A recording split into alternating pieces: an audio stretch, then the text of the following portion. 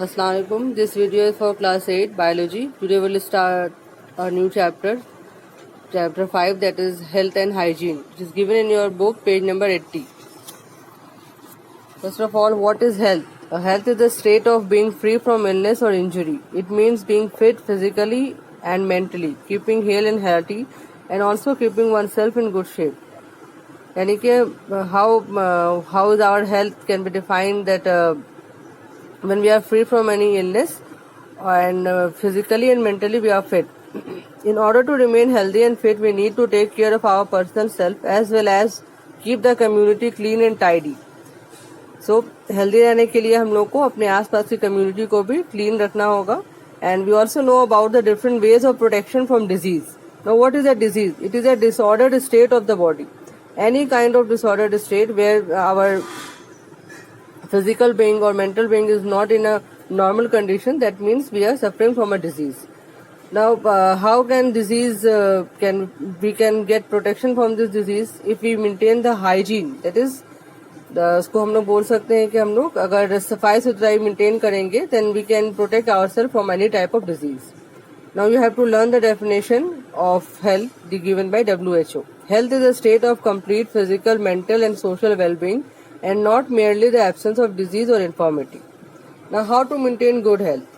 There are some points given in your book, page number 80, that we can get a lot of nutrition by eating vegetables and fruits, avoid eating junk food.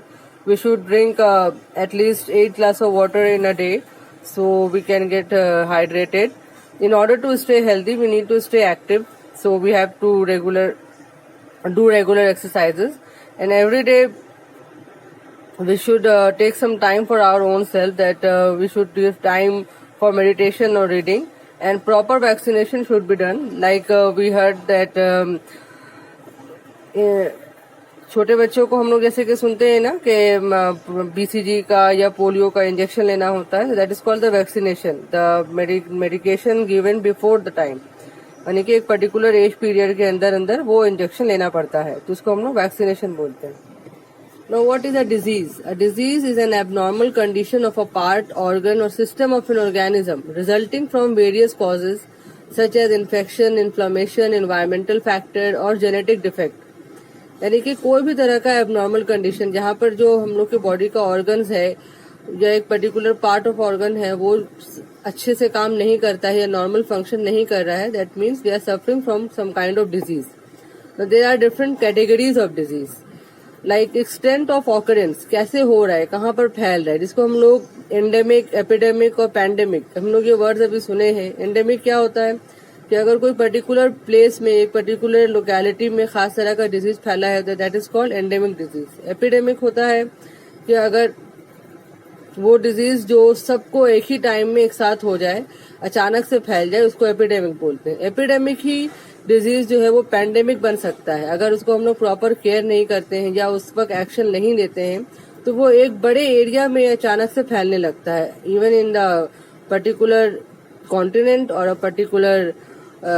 particularly just like we have heard now about the COVID-19 corona virus के बारे में हम लोग सुने हैं कि वो pandemic हो गया, यानी कि वो ऑल ओवर द वर्ल्ड फैल गया है. तो ये इस तरह का डिजीज जो है वो जिस तरह फैलता है उसके ऊपर भी हम लोग उसको डिवाइड करते हैं. कम्युनिकेबिलिटी यानी कि इन्फेक्शियस होता है, नॉन इन्फेक्शियस, माने किसी इन्फेक्टेड पर्सन के पास बैठने से या उसके कांटेक्ट और इनडायरेक्टली कांटेक्ट में रहने से ये डिजीज फैल सकता है. और दूसरा होता है नॉन इन्फेक्शियस, और जो उसको फैलाता है, like bacterial disease, viral disease, इसके बारे में भी हम लोग पढ़ेंगे, that is type of pathogen. Then type of transmitting agent, जो उसको फैलाता है, जैसे कि हम लोग फ्लू के बारे में जानते हैं वो एयरबॉर्न डिजीज है, जैसे डेंगू मलेरिया के बारे में जानते हैं वाटरबॉर्न डिजीज है.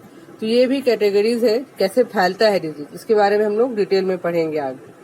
कम्युनिकेबल और infectious disease, the disease that can spread from an infected person to a healthy person by some agents are called communicable और इन्फेक्शियस डिजीज. यानी किसी एक पर्टिकुलर इन्फेक्टेड पर्सन के थ्रू वो किसी हेल्दी पर्सन को भी हो सकता है, इसको हम लोग बोलते हैं कम्युनिकेबल और इन्फेक्शियस डिजीज, जो एक से दूसरे को फैलता है. The organism that cause the disease is called pathogen. इसका आप लोग को डेफिनेशन याद करना है, इसीलिए इसको मार्क किया गया है. पैथोजेंस लाइक बैक्टीरिया, वायरस, ये जो है वो डिजीज को फैलाता है। The transmission of disease from one person to another is called infection. ये हम लोग जानते हैं, इसको इन्फेक्शन बोला जाता है। The infection usually takes place by agents like contaminated air, water, food. जैसे हम लोग सुनते हैं ना कि अगर बहुत ज्यादा पॉल्यूटेड एरिया में हम लोग रहते हैं या अपने आसपास सफाई नहीं रखते हैं तो मच्छर, मक्खी या जमा हुए पानी से, स्टैग्नेंट वाटर से बहुत तरह का डिजीज फैलता है। तो वो कैसे फैलता है, वहां पर वो जर्म्स या वायरस, बैक्टीरिया बॉर्न होता है, बनता है, और कुछ ऐसा ऑर्गेनिज्म होता है जो उसको कैरी करता है अपने बॉडी में। That are called vectors. A vector is an organism which carry the pathogenic microbe of the disease, microbe like virus and bacteria, without itself showing any sign or symptoms of the disease. यानी कि उसको खुद अपने आप में कोई असर नहीं होता है, लेकिन वो उस डिजीज को कैरी करता है अपने बॉडी में, और वो जब किसी हेल्दी पर्सन के स्किन पे टच करता है तो वो डिजीज उसको ट्रांसमिट कर देता है। It has the ability to infect people. House fly and mosquito are some common vectors. इसका नाम आपको याद करना है। What are vectors and examples of the vectors. An infectious disease usually does not appear just after the infection, but it takes some time for the symptom to appear. यानी कि अगर कोई हाउस फ्लाई या mosquito के bite करने की वजह से अगर कोई डिजीज हो रहा है तो वो फौरन पता चल रहा है, ऐसा नहीं होता है। इसका एक टाइम पीरियड होता है।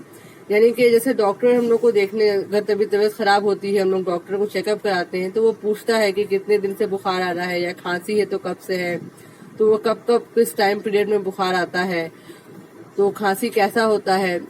तो ये सब चीज क्या है, एक पर्टिकुलर डिजीज का इंक्यूबेशन पीरियड होता है। यानी कि अगर मॉस्किटो बाइट किया है तो वो जो डिजीज बॉडी में आपके इन्फेक्ट करा है, वो डिजीज कितने टाइम पीरियड के बाद बॉडी में उसका सिम्टम शो करता है।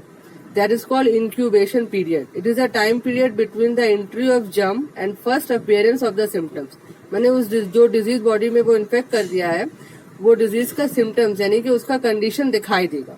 जैसे अगर मलेरिया हो रहा है तो उसका कंडीशन क्या होता है कि बहुत ज्यादा शिवरिंग यानी कि बुखार आता है, बहुत ज्यादा तेज बुखार चढ़ता है, तो वो एक पर्टिकुलर इंक्यूबेशन पीरियड के टाइम के बाद होता है। Incubation period is different for different disease. For example, it is for pneumonia it is 1 to 3 days, for cholera it is 2 to 6 days, for chicken pox it is 12 to 21 days। तो वो हर का एक अलग अलग टाइम पीरियड है। तुम लोग को इंक्यूबेशन पीरियड का डेफिनेशन याद करना। Now the most common modes of transmission of disease. कैसे फैलता है? कॉन्टैक्ट स्प्रेड, यानी कि किसी इन्फेक्टेड पर्सन से डायरेक्टली और इनडायरेक्टली कॉन्टैक्ट में रहने से फैलता है। इनडायरेक्ट कैसे फैलता है? By contact through the clothes, utensils. If we are using the utensil and clothes of the infected person, that we get also infected by that disease. Direct contact means the organism can be transmitted from one part of a person's body, such as the skin, to another person. By touching a wound, अगर हम किसी infected person के wound touch हो जाता है तो उसमें क्या होगा कि वो disease transfer हो सकता है। Droplet transmission. Droplets are large particles that rapidly settle on a person's conjunctiva, nasal membrane और माउथ। जैसे कि अभी हम लोग देख रहे हैं कि जैसे कोरोना वायरस के बारे में हम लोग सुन रहे हैं कि वो जो है वो ड्रॉपलेट से भी फैलता है। Airborne spread. Pathogens for chicken pox and tuberculosis are usually spread through polluted and contaminated air. So you have to learn this name of the disease and how they get transmitted in the locality. Water borne disease जैसे कि कैसे हो सकता है? By drinking contaminated water. Contaminated यानी polluted water या the water that is not filtered. Foodborne spread. Eating cut food that are left uncovered. माने खुला हुआ खाना जो होता है, जो स्ट्रीट फूड होता है, उसको अगर हम खाते हैं तो उसके ऊपर that can be contaminated by the flies.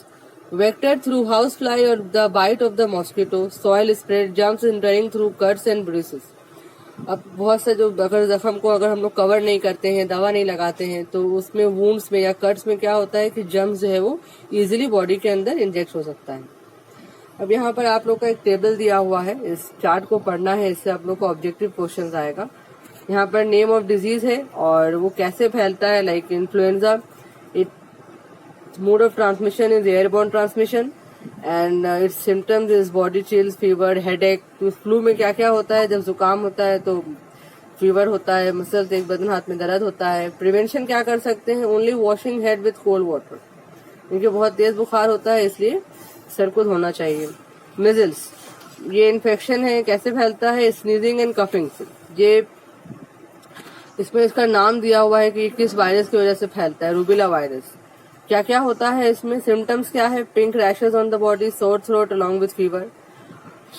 Malaria, it causes bye Plasmodium vivax. ये जितना नाम दिया हुआ है एजेंट का, name of the disease and causative agent, ये दोनों नाम याद करना है। इसका आपका ऑब्जेक्टिव ऐसा आएगा, name the causative agent of malaria and measles, तो आपको जो ब्रैकेट में नाम लिखा हुआ वो याद बताना है। Infection through the bite of female anopheles mosquito, किसके थ्रू फैलता है? By the bite of female anopheles mosquito. It is a particular type of mosquito which spread the disease of malaria. Fever occurs with shivering, मैंने बहुत ज्यादा shivering के साथ, कपकपी के साथ जो है वो बुखार होता है। So how can we prevent? Using mosquito nets and chloroquine tablets, this are the medicine given for malaria. इसके बाद dengue fever, it is a viral disease, it is transmitted by the bite of aedes mosquito. You have to learn this name. High fever and headache, ये 3 column ही आपका main है, इसको आपको याद करना है। उसके बाद चिकनगुनिया दिया हुआ है, chikungunya cause by alpha virus and AIDS is cause by unprotected cells and contaminated blood transmission. अगर ब्लड ट्रांसमिशन के पहले हम लोग अगर चेकअप नहीं कराएंगे तो ये हो सकता है। It affects the entire immune system of the body. AIDS में क्या होता है? बॉडी का जो इम्यून सिस्टम है, यानी कि किसी भी तरह की डिजीज से लड़ने का जो कैपेसिटी होता है वो डिस्ट्रॉय हो जाता है। तो आज हम लोग यहीं पे वीडियो क्लोज करते हैं। यहाँ तक आप लोग को पढ़ना है from page 80 to 80, 81 and 82। Thank you.